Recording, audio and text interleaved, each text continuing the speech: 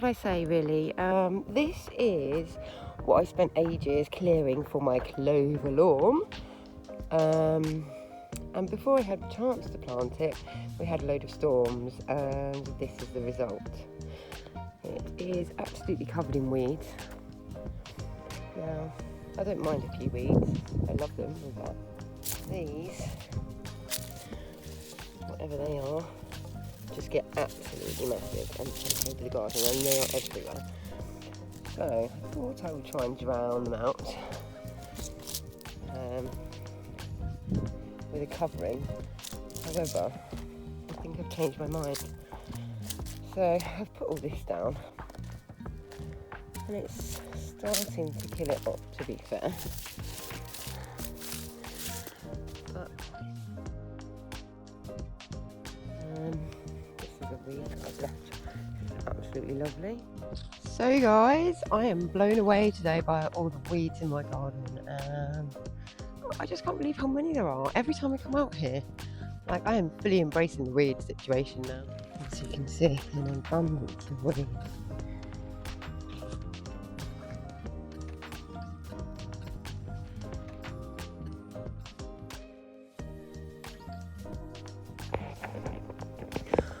Well, finally, we have the plastic on the greenhouse.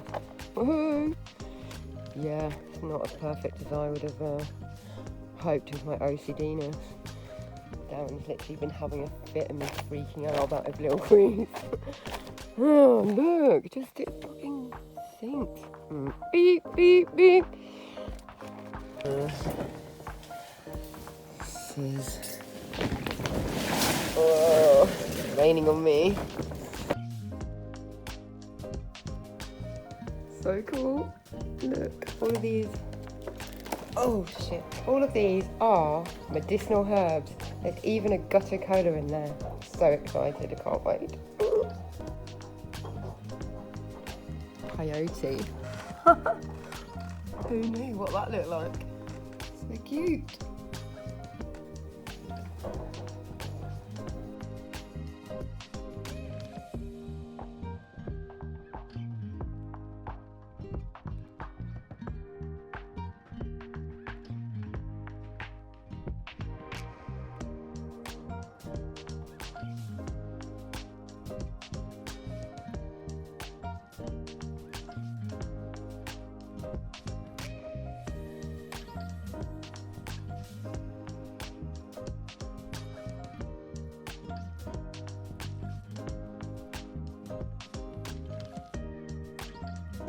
The peyote, it's got a little flower on it.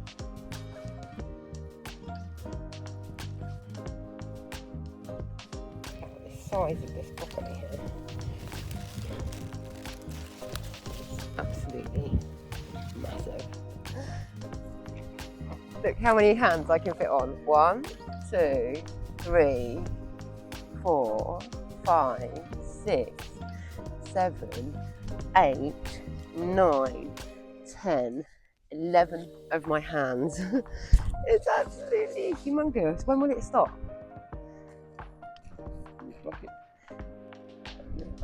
Will it just keep getting bigger? Look at that. Well, that lettuce is getting bigger. Yeah, I know. The size of that monster. Holy moly, put your hand next to that. Well, that's about the same size, isn't it? That's a lettuce. Oh my god, can you put your hand next to it? It's like covering itself. I see it. Oh, look. Just make that big. Yeah, yeah. Look, that's about 11 hands as well.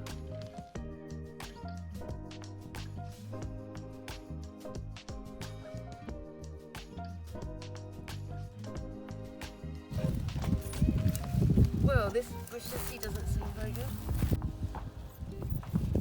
You don't chop like that with a machete.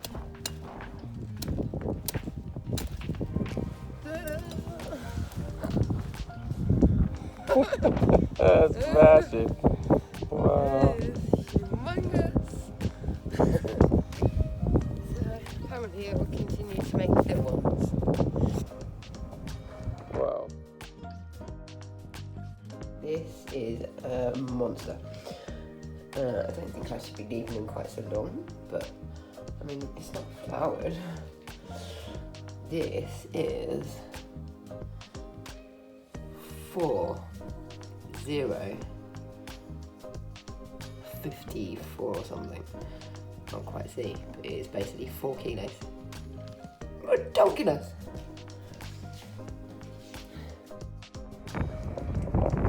So, this is such a monster. I've got to put it in a bucket outside because it won't fit in any of my bowls inside. How many caterpillars are going to climb out of it? Oh, I left the bucket a bit too much. PGHT, left it. Right, we shall see. Hopefully I'm not going to be eating any caterpillars this time. Okay, so since my caterpillar incident the other day, I have come to inspect my veg a lot more closely and have discovered this and a lot of caterpillars. So we're going to get serious with the Korean natural farming solutions and hopefully deter these. So we're now... This is the surfactant. Sodium sulfur. Surfactant. Sodium sulfur. And then it's the OHN and the other Jadam's solutions. Because you've got one which is surfactant which covers everything and deters them. And it's got sulfur and wetting agent. Wetting agent, yeah. So that's the one we're using now. Yeah, but it's also got fish hydrolysate. And it's got OHN, oriental herbal nutrients. And then it's got Jadam sulfur and then Jadam wetting agent. Yeah. So you can look them up online and they're organic. Well, I will be doing videos on those at a later date.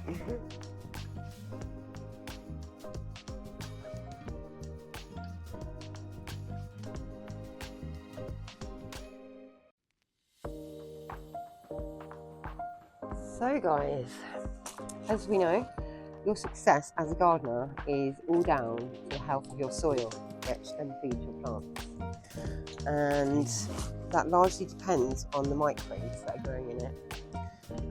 This mycelium that we collected from the forest yesterday is so valuable, and it's going to form basically the soil web under the ground that enables all of your plants and trees to talk to each other and hold hands so that they can share nutrients and get what they need. So if a tree up the line needs nitrogen and one up the other end has got some, they'll pass it down the soil web and they share and talk to each other. So the very first step we're going to make today is a Korean natural farming solution, microbial solution, and we're going to use potatoes. So, but the first step of that is we're going to need a bucket of non-chlorinated water. So I'm leaving this out for 24 hours to let the chlorine dissipate, and then we are going to make a magic potato solution.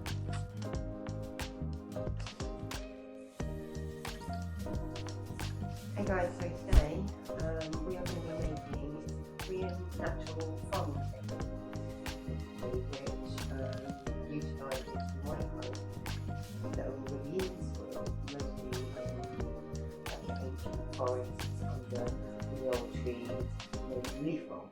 Basically, we're using leaf mold to get life back into our soil. So the other day I went to the forest and collected loads of mycelium. From there, and I'm bringing it back to my garden.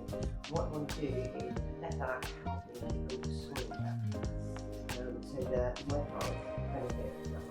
So I've come to the forest to get some leaf mould. You just go and dig under an old tree, and this is all mycelium, which you want to transport into your own garden and start the living underground web. It feeds all the plants. Ta-da! Got a whole bag full, so we're going home to process it. The way we're going to do this using KNF Techniques is by using potatoes. It's actually called a fermented plant juice. What we're going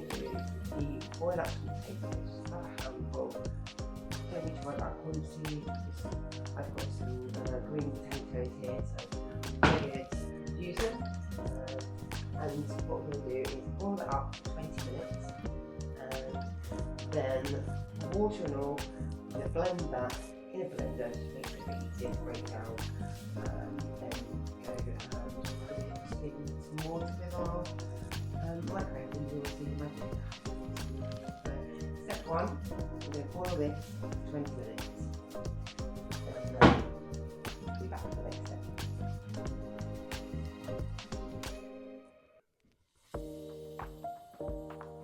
And don't forget, we need to add 1 tablespoon of sea salt into the potatoes while we're boiling it. That sea salt contains 82 minerals, which can be transported to our soil as well. Great supplement for soil.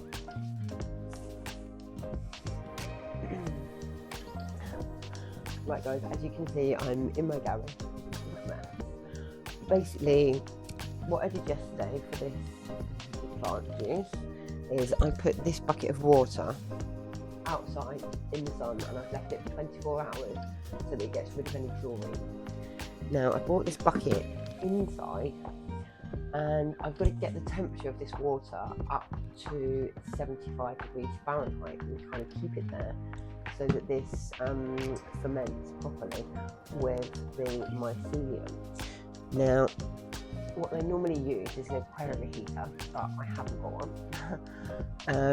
Obviously in the daytime it's probably warm enough to leave it outside, but it definitely isn't at night, and it's going to take at least 36 to 48 hours.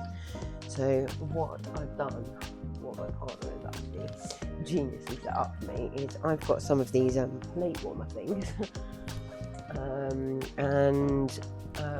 Because obviously that would burn my plastic bucket, I've then put a clay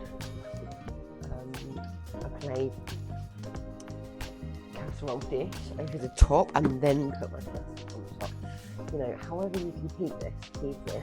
I'm always going to use a heat mat, which I've got for my sleeping. I'm not sure whether it'll be too heavy or break it, I don't know. Anyway, we've got this genius solution, so I'm going to give it a go.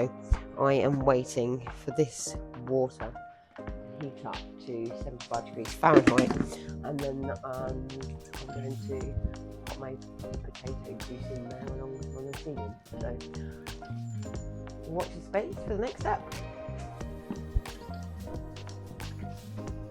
So I collected these in the forest yesterday as well, and I brought them back and put them under my pine trees, which mimic completely the forest floor that we got them from, which is a pine forest.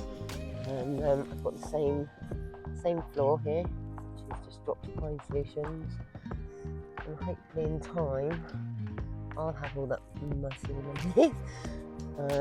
But for now I've just transported these plants. I don't know what they are, but I like to look at them and see if they grow in my garden. Look, so I'm harvesting calendula flowers for your eczema.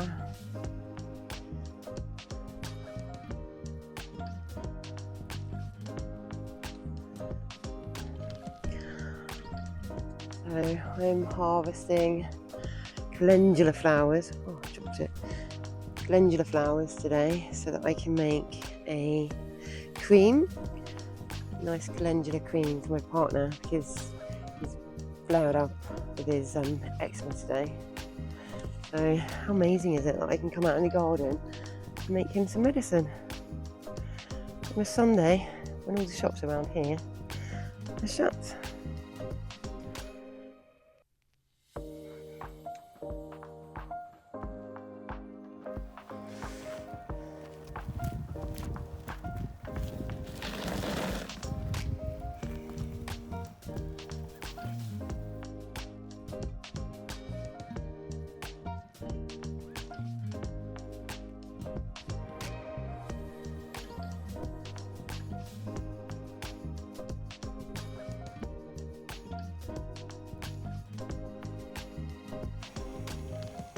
Grape, cafe and kiwi and lime, and my latest addition is blueberry and honey milk cafe yogurt.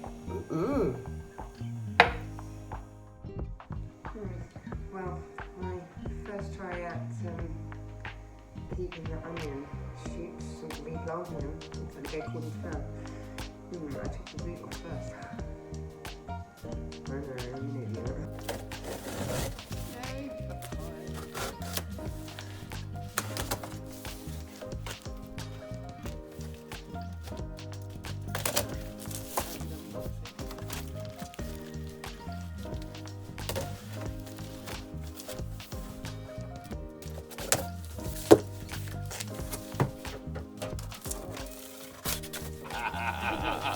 And I still haven't got the beak to see. So I lift it out like that.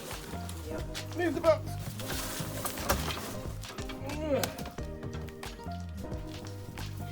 Okay. What do we do? Open this one. Hang on a minute, yeah. There's also another part to it. Is there two clips or is it one? Yeah. There we go. Is it there? And then there's the top bit that There's goes some. through. What's this? Huh? Where's this wedge?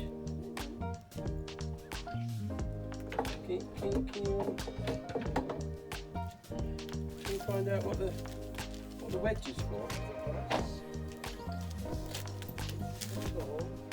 What's this stuff? The smoker. Oh, the smoker thing. For the smoker. Okay.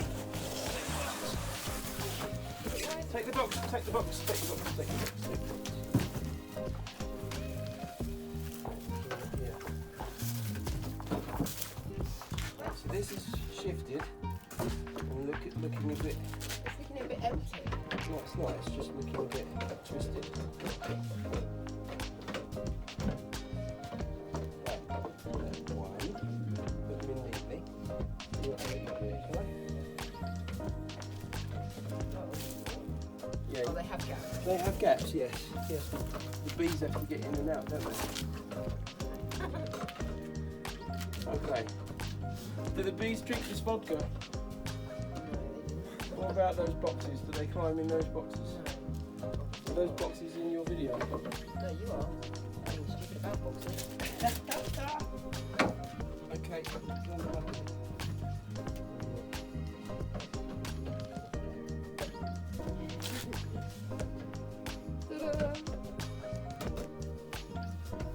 So that's the top box, which... So what, this goes on top of that and then that goes on the top of them both? Yeah, I think so.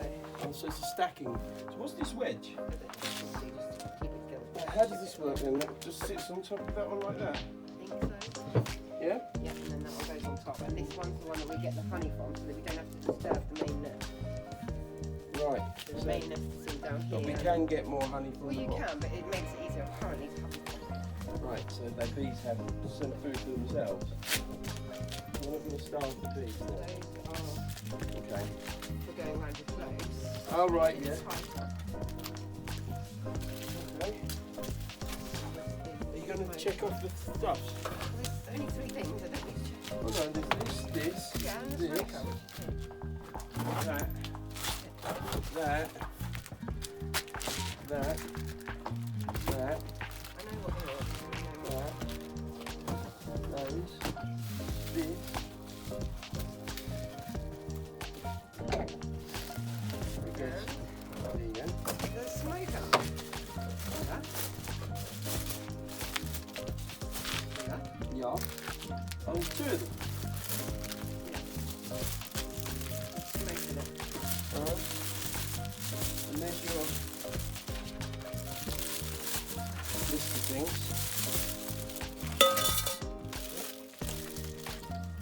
Okay. So we're going to get some bees in what that tree over there? I think so. They come there, don't they? Yeah. Okay, you're going to check those ones off. I'm going to go and You don't check. need to pick it up, I know what you're... I'm going to check on the patches. I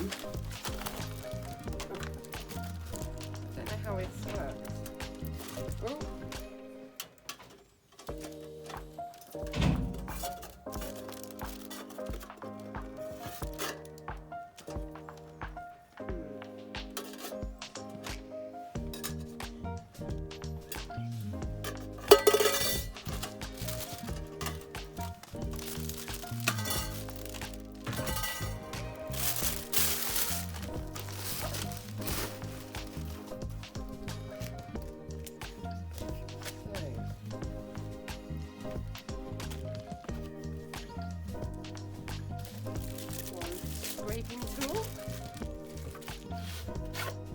cross. Double cross. And that's all we need. American pellets.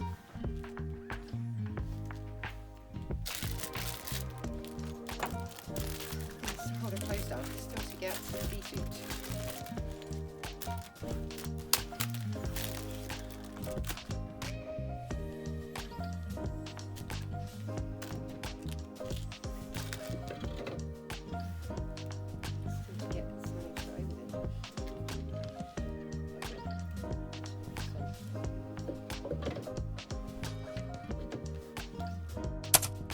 I'm just working on the computer at the moment, having a beer, can't talk.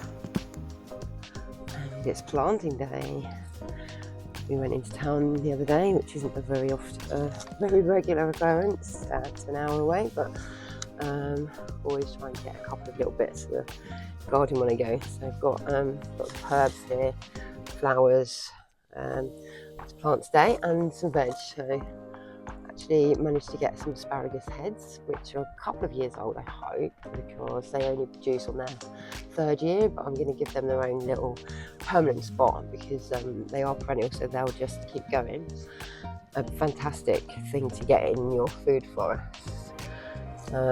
Is what I'm trying to do. I've got 5 fig trees existing over there, and I've separated them into separate guilds so that they kind of work as an ecosystem, each one. The fruit tree will be the shade because they're really large now, and then in each one I'm going to plant some herbs. So yeah, the herbs keep away the pests. The flowers, I've got some lovely lavender here and some night blooming jasmine. They obviously help the ecosystem, and then we can plant our veg, berry trees, things like that in between, and have it all working together. I bought this as a chop and drop. It's basically in each guild what you want is some herbs to keep the pests away, some flowers to pollinate, a climber to climb up the structures, some chop and drop, which I bought this one for, but too pretty to chop right now, but when it gets bigger it'll have lots of extra leaves that we can use. And then I've got my veg and lots of seeds to start today, but at least if I get these in, I've got some food growing in succession. And then I've got prickly pear cactus, which will produce some fruit as well, and obviously thrive here with very little water. So let's get going.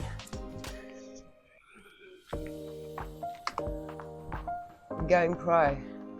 I've never ever had any luck with seedlings, so finally, thanks to Timu, I've got some decent seed trays, and we've bought some perlite. So if these seeds do not survive, I totally give up. I've done everything possible. Right, got lots to plant. Finally got some asparagus crowns. And I've googled how to plant them. Let's hope it works. So basically I've dug a trench 15 centimetres deep. They're supposed to be a couple of feet apart, so this is as far as I can get them.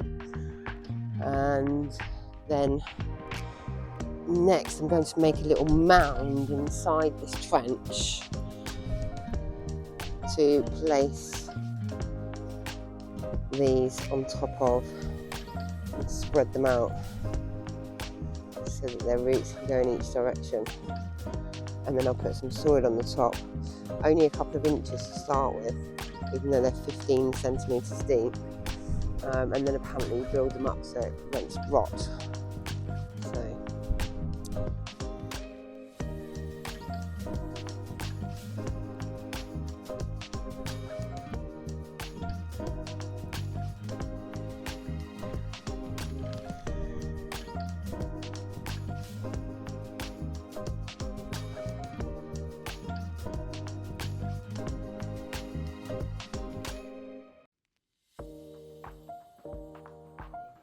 that, guys, is a good way to check whether your things are still alive, because they've all been freaking me out, looking rather dead in the winter.